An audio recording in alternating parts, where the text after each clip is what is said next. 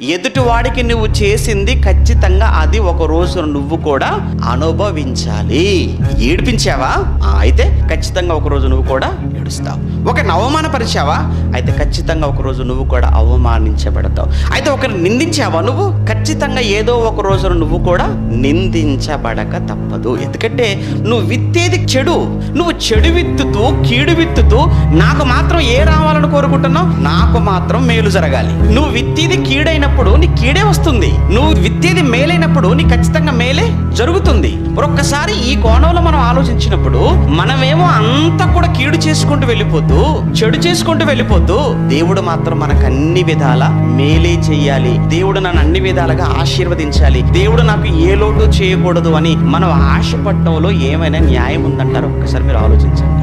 అంటే ఒకసారి మనకు వచ్చే కొన్ని రోగాలకు కావచ్చు, అలానే మనకు వచ్చే కొన్ని సమస్యలకు కానీ, మనకు వచ్చేటువంటి కొన్ని కష్టాలను కూడా మనం ఆలోచిస్తున్నప్పుడు ఎక్కడో మనం రాంగ్ ట్రాక్లోకి వెళ్ళాం, ఎక్కడో మనం పొరపాటు చేశాం, ఎక్కడో మన తప్పటడుగులు పడ్డాయి, ఎక్కడో మన నిర్ణయాలు భిన్నంగా వెళ్ళిపోయాయి. అందువలనైనా ఈరోజు మనకి ఏ బాధలు, అందువలనైనా ఈరోజు మనకు వచ్చిన ఈ కష్టాలు, అందువలనైనా ఈరోజు మనం ఉన్నటువంటి సమస్యలు